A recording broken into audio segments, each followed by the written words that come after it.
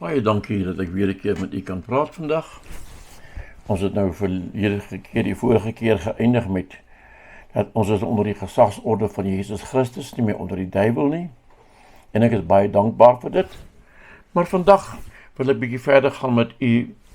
Ons kom nou die belangrikheid daarvan in die geestelike oorlogvoering. Die doping in die Heilige Gees in die menselewe. Die doping in die Heilige Gees gee aan die gelowige geestelike krag wat beslis uiters noodsaaklik is in die geveg teen die geestesaanslag van die vyand en die geestelike oorlogvoering. Want hy sê in die Handelinge 1 vers 8, maar julle sal krag ontvang wanneer die Heilige Gees oor julle kom. En julle sal my getuies wees in Jerusalem, sowel as die hele Judea en Samaria, en tot aan die uiterste van die aarde.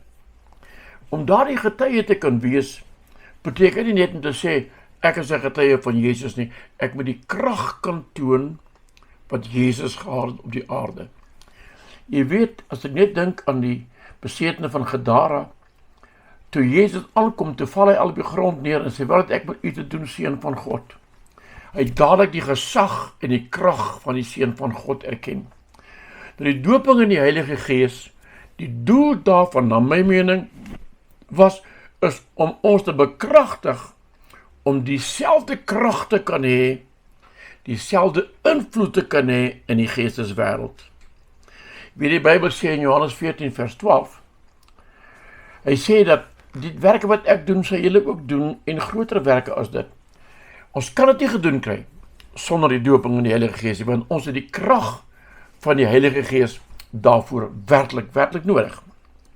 Matteus 3 vers 11 sê, Johannes die doper aan die woord, hy sê, ek doop julle wel met water tot bekering, maar hy wat na my kom, is sterker as ek, wie se skoene ek nie waardig is om aan te dra nie. Hy sal julle doop met die Heilige Gees en met vuur. Dus kyk, ek vir u sê, dit is my oortuiging, dat die Heilige Gees in elk geval met al die mense werk. Of jy nou die grootste godloner is, of jy nou die wat ook al mag wees, die Heilige Gees is al die tyd aan die werk met mense. Hoekom? Hy sê in Johannes 16 vers 8, as hy kom, sal hy, dis die Heilige Gees, die wêreld oortuig van sonde en van geregtigheid en van oordeel. So die Heilige Gees werk al die tyd, vernaam met die mense wat die evangelie van Jesus verkondig en die wat die evangelie van Jesus Christus hoor. Dan doen die Heilige Gees die oortuigingswerk, want ek weet nie of daar een van ons is wat intellektueel genoeg ontwikkel is om mense te kan oortuig dat Jesus die Seun van God is. Dit is die werk van die Heilige Gees. Wanneer ek die evangelis sou wees, en ek verkondig die evangelie van Jesus Christus, is dit die Heilige Gees wat daar die mense oortuig van sonde, geregtigheid en oordeel. Maar die doping in die Heilige Gees is heeltemal iets anders. Dit is 'n gebeurtenis vir die mense wat die Here Jesus klaar aangeneem het as saligmaker. Klaar gered is, sonde is vergewe, alles is reg. Om daardie mense juis die krag te gee om wat hulle nodig het om die vyand mee te oorwin. Daar is verskeie gawes van die Heilige Gees. Ek sal op 'n aparte lering oor dit met u deel, oor die gawes van die Heilige Gees. Het baie belangrik is om daarna te kyk en te hoor en te verstaan, uiters belangrik om die waarheid te sê, maar ons sal op 'n volgende geleentheid sal ek dit miskien met u kan deel. Maar die Heilige Gees doping maak eintlik dat ek nou werklik kan amptelik, ek wil ook nie sê amptelik nie, maar kragsgewys deel van die liggaam van Christus is. Dat ek werklik die lewende lidmaat van die liggaam is, die lewende organe van die liggaam is, wat die werk doen wat Jesus gedoen het, doen ek nou as afgevaardigde, met die gesag, met die krag van die geloof, die krag wat hy aan ons gee, die gesag wat hy aan ons gee. In Lukas 10 vers 19, ons sal seker daarby kom, sê ek gee julle mag oor al die krag van die vyand. Nou hierdie doping in die Heilige Gees is daar die krag wat dit vir my moontlik maak om die werk te kan doen wat God wil doen, naamlik in die eerste plek om die vyand te weerstaan. Nou sê die woord in 2 Korintiërs 5 vers 17 tot vers 20.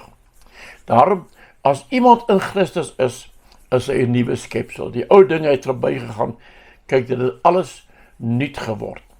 En dit alles is uit God wat ons met homself versoen het, deur Jesus Christus, en ons die bediening van die versoening gegee het.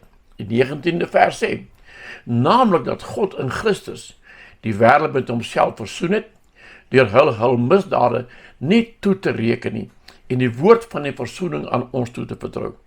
Ons tree daarop as gesandte om Christus wil, asof God deur ons vermaan. Ons bid julle om Christus wil, laat julle met God versoen. Dit is 'n groot ding, om met God versoen te word.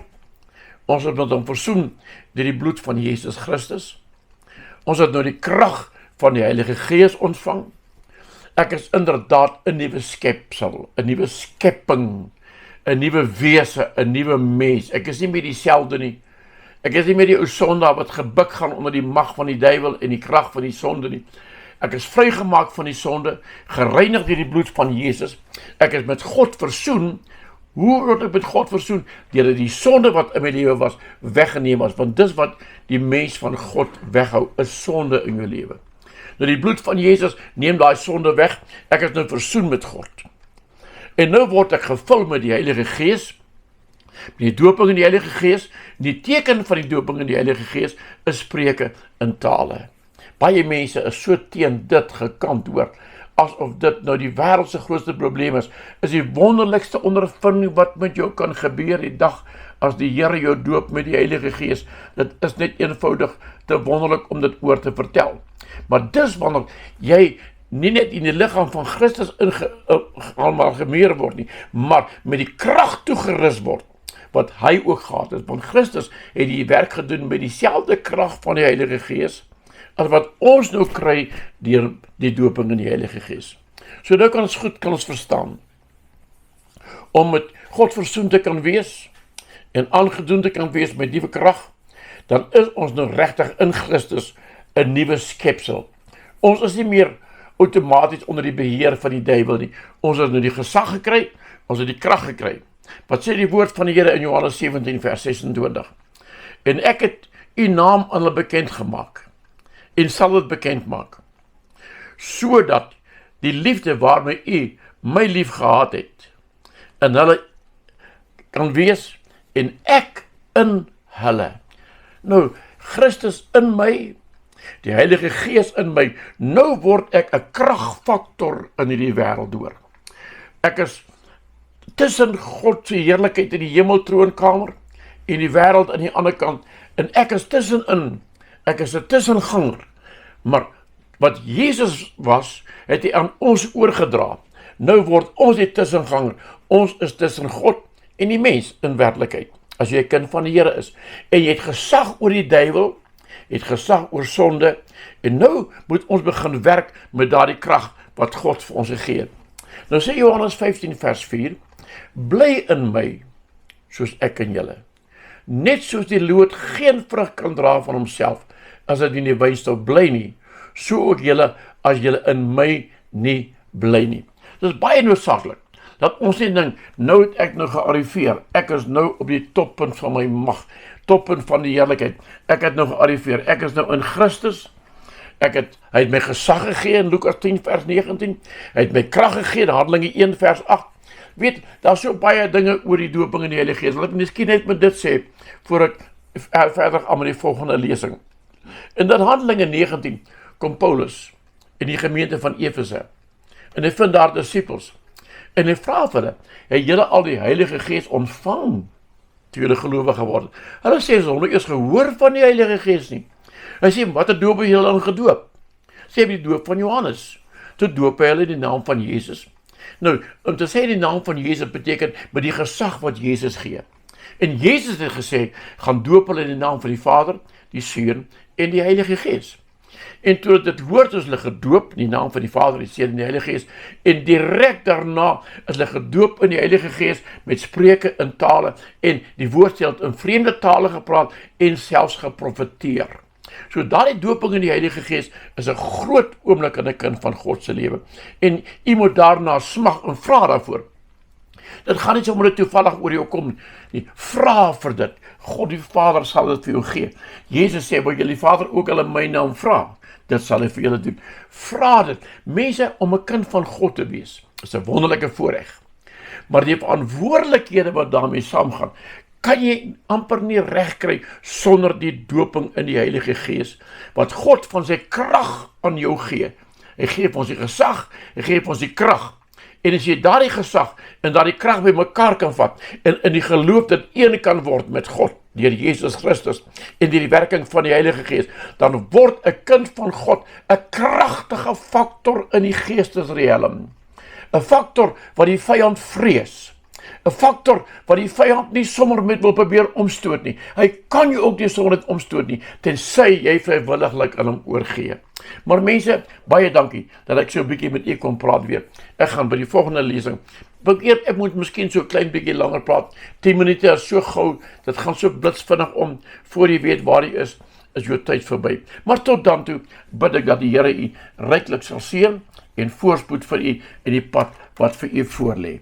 Amen.